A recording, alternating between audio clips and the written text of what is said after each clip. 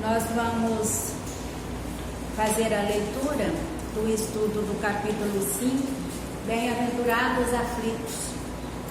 Nós, encarnados, somos muito aflitos, temos muitas aflições, porque somos almas comprometidas, né? Estamos aqui no planeta Terra, também conhecido como escola ou hospital, e nós somos os enfermos de ontem, para ver se recupera nessa encarnação. Que Deus nos abençoe. Então, o capítulo 5, Bem-aventurados aflitos, e o subitem chama-se Se fosse um homem de bem, teria morrido. Muitas vezes dizei ao falar que um homem mau que escapa de um perigo. Se fosse um homem de bem, teria morrido. Pois bem, assim falando, enunciais uma verdade, pois realmente acontece, e com muita frequência, que Deus deu a um espírito, ainda jovem, na senda do progresso, uma prova mais longa do que a um bom, que receberá por recompensa do seu mérito a graça de sua aprovação ser tão curta quanto possível. Por conseguinte, quando vos utilizais daquele axioma, não suspeitais de que proferis uma blasfêmia. Se morre um homem de bem, vizinho de um malvado, logo dizeis: antes fosse este. Cometeis um grande erro, porque aquele que parte concluiu a sua tarefa, e o que fica talvez não haja começado a sua. Por que então quererias que o mal não tivesse tempo para terminá-la e que o outro permanecesse preso à gleba terrestre? Que dirias de um prisioneiro que tivesse cumprido sua pena e que fosse retido na prisão, enquanto se restituísse a liberdade a um que não tinha esse direito? Ficais sabendo, pois que a verdadeira liberdade para o espírito consiste no rompimento dos laços que o prendem ao corpo, e que enquanto vos achardes na terra, estareis como cativeiro. Habituai-vos a não censurar o que não podeis compreender, e crede que Deus é justo em todas as coisas. Muitas vezes, o que vos parece um mal é um bem. Vossas faculdades, no entanto, são tão limitadas que o conjunto do grande todo escapa aos vossos sentidos obtusos. Esforçai-vos por sair pelo pensamento da vossa acanhada esfera, e à medida que vos elevardes, diminuirá para vós a importância da vida material. Esta, então, vos aparecerá como simples incidente, num curso infinito da vossa existência espiritual, única existência verdadeira. Fenelon 6.1861. Então, aqui essa passagem do capítulo 5, Bem-aventurados aflitos. Se fosse um homem de bem, teria morrido. Nós somos bem assim mesmo, né? Se morre um vizinho bom, por que não foi aquele outro encrenqueiro que mora ali do outro lado da rua? Mas a gente só está enxergando o aqui, né? E como o próprio texto coloca, a gente não tem uma visão ampla da necessidade do outro, da dor alheia do outro.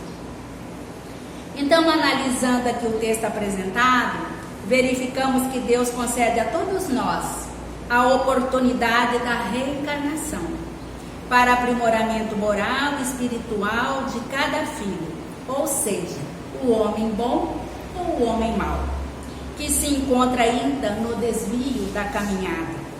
Pois bem, o planeta Terra que habitamos é de prova e expiação, é escola, é hospital. Quem precisa de médico somos nós, os doentes.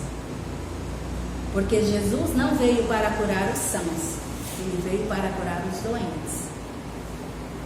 Deus, Pai misericordioso, não vai negar o direito ao filho em desvio, o aprendizado na conscientização da reparação, pois estamos ainda na caminhada para nos conhecermos como ser espiritual em busca da perfeição, aos quais todos nós estamos predestinados ao caminho da luz. Então nós temos que ter muito cuidado em cada encarnação que o Senhor nos concede a oportunidade de aprimorar os nossos ouvidos, a nossa língua, né?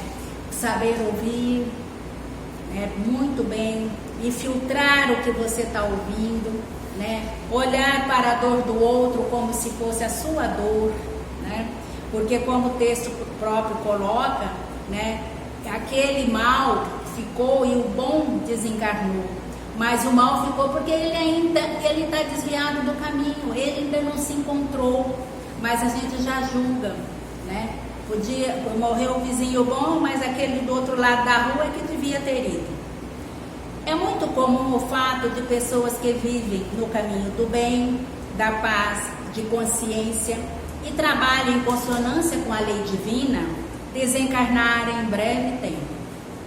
Temos que compreender os desígnios de Deus, pois esse irmão fechou o seu ciclo como encarnado, retornando à pátria espiritual. E temos que vibrar com bom sentimento de fraternidade e seguir os bons exemplos que esse irmão deixou, que esse homem de bem deixou, né? Então, a gente jamais deve julgar que aquela pessoa, mesmo nosso ente querido, né? Todos nós da família, nós temos os parentes que nos são agradáveis, simpáticos, e temos aquele que fica no nosso calcanhar de Aquiles, né? Mas isso faz parte para o nosso progresso moral e espiritual. Então, sempre olhar para esse outro, que Deus está dando oportunidade para essa pessoa se reencontrar, encontrar o caminho do bem. Enquanto o homem mau muitas vezes tem a vida mais longa devido à necessidade do espírito não estar preparado ao retorno, Deus concede a oportunidade da transformação. Então esse irmão que ainda não foi, que nós aqui, que no texto está colocado como homem mau, Deus dá a oportunidade para ele se transformar, para ele se encontrar, para ele rever as suas atitudes, as suas ações, qual o caminho que ele está seguindo, para seguir essa transformação que é necessária e que Deus concede a todos nós. Pois todas as nossas provas são regidas pela lei de causa e efeito, e cada um utiliza o livre-arbítrio de acordo com a sua consciência. Mas julgamos com injustiça, revolta, egoísmo, pois não somos indulgentes com as imperfeições alheias. Perante Deus, isso é uma blasfêmia. Em vez de agirmos com lógica, com razão, pois a cada um será dado conforme as suas obras. Então, colocando aqui esta passagem desse homem, né, mau, que ele ainda não se encontrou, que ele está em busca da transformação. Então, e nós muitas vezes julgamos as ações e atitudes dessas pessoas, né? Mas nós também temos que lembrar que nós somos espíritos imperfeitos, que nós estamos aqui na caminhada, que estamos aqui na luta para melhorar moral e espiritualmente, para sermos melhores em cada reencarnação que Deus nos dá a oportunidade. Cabe a todos nós o trabalho de reparação através da reforma íntima, resignação, renúncia, esforçando em seguir as leis divinas, com amor, caridade, trilhando no caminho de paz, de fraternidade, de solidariedade e benevolência para com todos. Porque nós, quando desviamos aí do caminho, nós gostamos de ser acolhidos, né? Que essa casa, as colegas aqui de jornada nos acolhem, ou que os nossos familiares nos acolhem, porque nenhum de nós estamos livres de seguir aí em determinada situação, conforme for, no desvio do caminho. Não é só o homem mau, mas porque todos nós, Deus nos criou um espírito simples e ignorante. Então, como o passar das reencarnações, nós vamos adquirindo conhecimentos para chegarmos até aqui. Mas nós também somos espíritos imperfeitos. Mas então, como ele coloca aqui, olhar, né, ter o olhar da lógica e da razão, porque será, pois a cada um será dado conforme as suas obras, né? Aquela pessoa que está desviada do caminho, aquela família, vamos supor aqui um exemplo que tem alguém da família que está envolvido no vício das drogas ou do alcoolismo, é uma luta para aquela família. Mas agora você vai pegar essa pessoa que está nesse desvio, passando por esses problemas, você vai abandonar? Jamais. Jamais desistir. A gente tem que lutar para tirar essa pessoa dessa situação que está passando, né? Então, ter esse olhar de bondade, de solidariedade, de fraternidade. Se eu não posso ir lá onde ele está para acolhê-lo e levar uma palavra que possa confortá-lo, mas nas nossas orações, vamos orar por esses nossos irmãos que se perderam nos vícios, seja ele qual for, ou o homem mau, que numa atitude, às vezes, assim, que a gente nem espera e que muitas vezes nos revolta, de tirar a vida de alguém, porque só Deus pode tirar a vida de alguém. E quantos assassinatos acontecem por dia mesmo no nosso Brasil? Nem vou falar no mundo, porque o mundo é cheio de conflitos, de guerras, né? Conflitos políticos, religiosos, econômicos, né? Mas aqui no nosso Brasil, quantas balas perdidas no Rio de Janeiro e foram tiradas a vida desde crianças, jovens, de todas as idades, né? Porque nós estamos ainda em busca, né, do nosso tratamento. Nós somos ainda almas doentes, como eu coloquei aqui no início. Nós somos os doentes, então a gente tem que orar muito, pedir para que Deus nos dê sabedoria e ter sempre o olhar de compaixão, principalmente com esses nossos irmãos. Muitas vezes não temos a compreensão da dificuldade que estamos vivenciando devido à limitação dos nossos sentidos obtusos, faltando a fé que fortalece o espírito e nos dá ânimo e confiança em Deus. Aí tem umas perguntinhas aqui. A primeira perguntinha: por que blasfemamos quando diante de alguém tido como mal, que escapa da morte, costumamos dizer, se fosse um homem de bem, teria morrido? A resposta: a reencarnação é a oportunidade educativa a espíritos que falirem suas missões normais. Por isso, não nos compete julgar a conveniência ou não da morte de alguém, pois é Deus quem determina esse momento. E muitas vezes, né, como o próprio texto coloca, nós blasfemamos, né, contra a pessoa que comete um assassinato, tira a vida de alguém, ou uma pessoa que entra numa casa e tira os bens lá, leva a televisão, leva tudo que ele acha que tem direito de levar. E muitas vezes nós julgamos, porque esse daí, né? Eu mesmo recebi do grupo do Rita Vieira essa semana, um rapaz, ele anda perambulando ali no Santo Eugênio, parece que no Rita Vieira, e tem outro bairro, eu esqueci o nome. E ele entrou numa casa de idosos que tinha uma criança e pegou uma televisão. Só que parece que os vizinhos perceberam e pegaram esse rapaz e deram uma surra, né? Mas, gente, eu vejo, né, assim, que é um irmão doente, né? Só de olhar nele assim, quando tiraram a foto dele, que a pessoa fez o vídeo, que ele falou, pode tirar a foto, a gente já percebe que a pessoa não está bem, né? Que é um espírito ainda desviado do caminho do bem, mas que nenhum de nós tem o direito de ir lá espancar. Você pode ter o direito de chamar a autoridade, mas não de espancar aquela pessoa, né? de amarrar lá numa árvore, como a gente já viu várias vezes, né? Amarram na árvore e ficam esperando a polícia chegar. Então, a gente tem que ver, porque tem que pensar, nós temos que pensar assim: e se fosse o meu filho?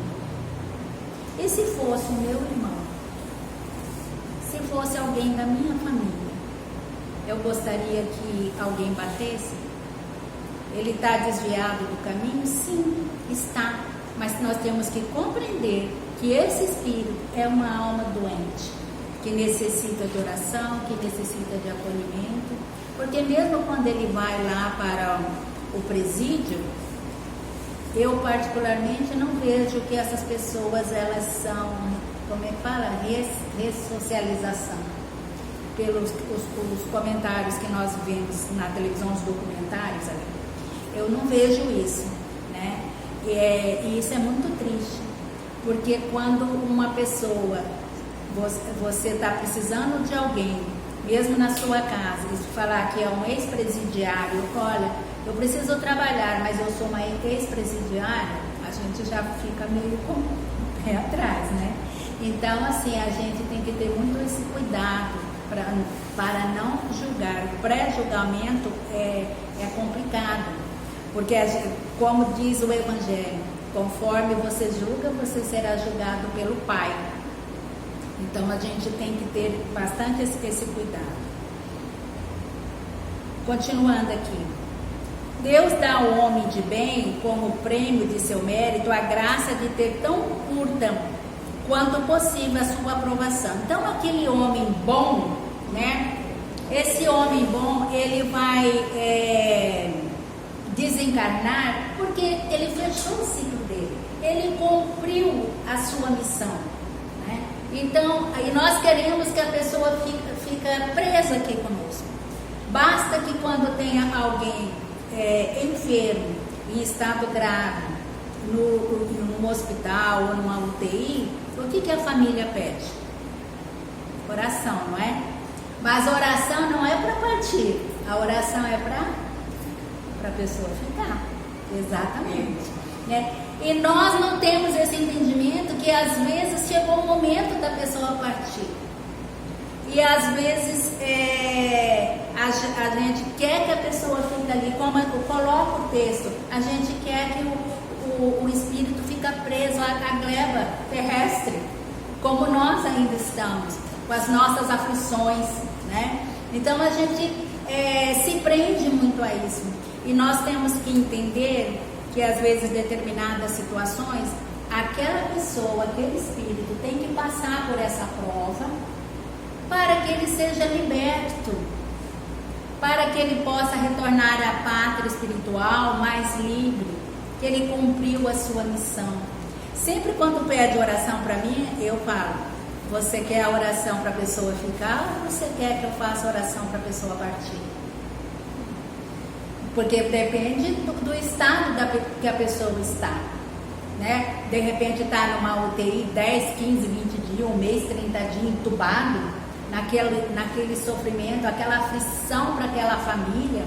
Então a gente tem que às vezes entender os desígnios de Deus, que tudo está conforme a vontade dele e não a nossa, né? Então a gente tem que perceber essa situação e fazer as nossas orações, não que a gente queira que o nosso ente querido vá embora, mas se chegou o momento, a gente tem que aceitar, mesmo com dor, né, que a gente, e compreender que fechou o ciclo, que a pessoa cumpriu o seu resgate, a sua missão, e chegou a hora de voltar.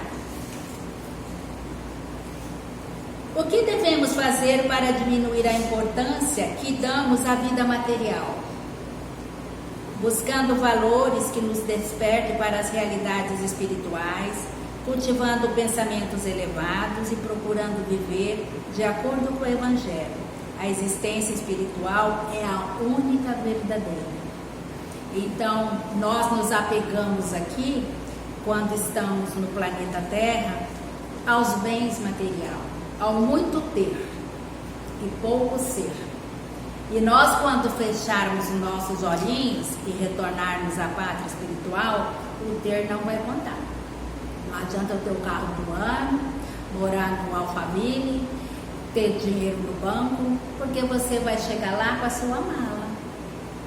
O que você vai apresentar na sua mala? Ah, eu tinha joia, morava lá no Alphaville, eu tinha 3, 4, 5 carros na garagem, tinha fazenda, tinha isso, tinha aquilo. Não vai contar. Esses bens vão todos ficar aqui na terra, para que os herdeiros fiquem brigando, naturalmente. Quer conhecer bem os seus filhos? Deixa herança. Você não vai ter paz nem lá em cima.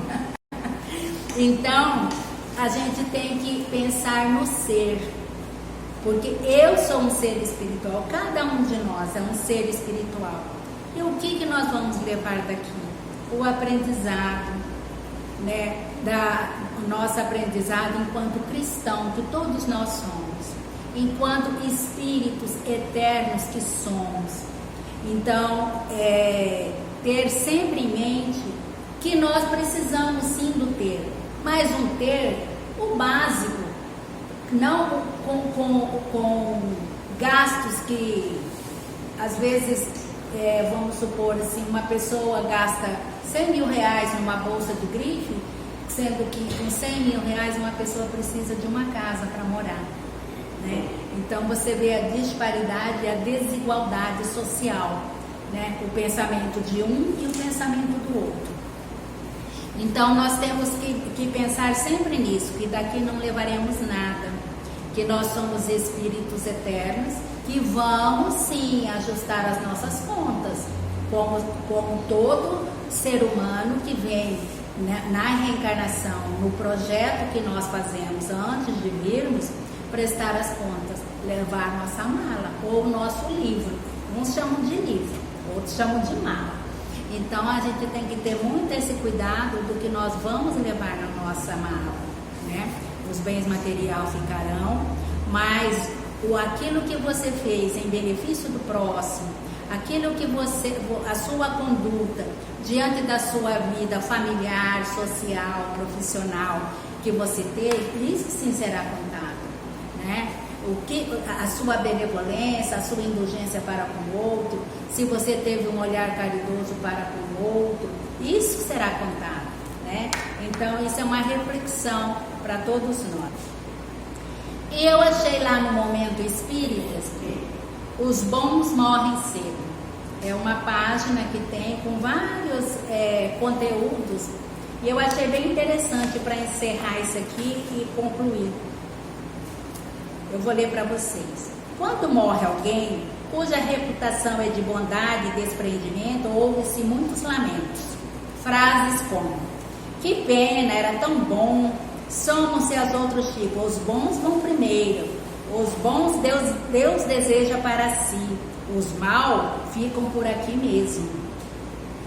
Se morre um vizinho a quem estimamos, exclamamos: por que ele? Antes fosse fulano, que é tão perverso. Quando uma personalidade cujo conceito é de maldade e até crueldade escapa de um perigo, de um atentado, logo falamos: se fosse um homem de bem, teria morrido. Reflexionemos a respeito dessas nossas reações. Será possível que Deus se engane em suas deliberações? Será verdadeiro que os bons morrem antes, permanecendo os maus para prosseguir em sua escalada de desatinos? Basta uma breve observação e logo descobriremos que isso não é real. Se assim fosse, convenhamos, o mundo estaria bem pior. Ademais, todos os dias morrem pessoas jovens que se permitiram abraçar pela droga ou se acompliciaram com a imprudência, desaparecendo em acidentes diversos. Quantas vezes já ouvimos as notícias da morte de astros e estrelas no auge da juventude, da madureza e da fama? Ao lado deles morrem, sim, todos os dias, seres anônimos, bons e maus, estudiosos dedicados, arrimo de família ou simplesmente criaturas que nada contribuíram para a felicidade de quem quer que seja, antes pela infelicidade. Em verdade, salvo os casos de suicídio direto ou indireto, ninguém morre antes do tempo programado. Aquele que parte concluiu a sua tarefa, enquanto que permanece por vezes mal iniciou. Isso foi colocado no nosso texto, né? É coerente que o primeiro se liberte e o segundo prossiga na carne. Se um prisioneiro cumpriu toda a sua pena, justo que possa gozar a liberdade. E para o espírito, a verdadeira liberdade consiste no rompimento dos laços que prendem ao corpo. Quando são pessoas do nosso convívio afetivo, normalmente a vemos como as melhores do mundo, sem defeito algum. Que nós botamos o que aqui? Nós pomos a peneira, né? A peneira tem aqueles furinhos, então a gente não enxerga o defeito dos nossos entes queridos.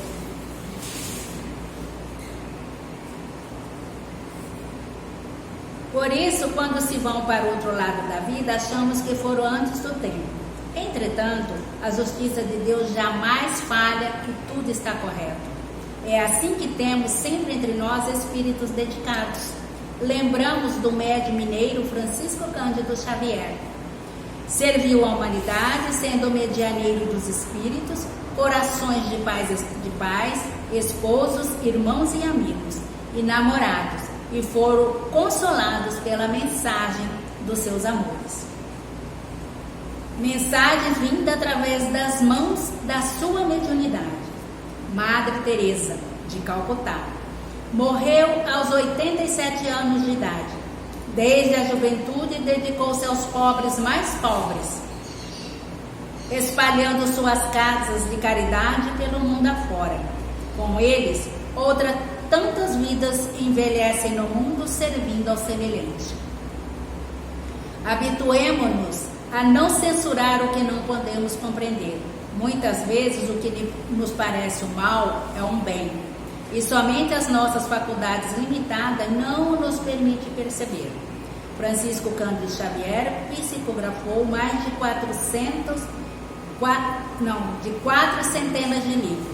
E esses livros publicados, republicados em vários idiomas, continuam consolando, esclarecendo e alevantando vidas. Madre Teresa de Calcutá deixou um legado de amor no mundo com sua casa de caridade espalhada por quase todos os países. Tiveram longos anos da terra, mensageiros de Deus, espalharam o bem que vivenciaram todos os dias. Momento espírita.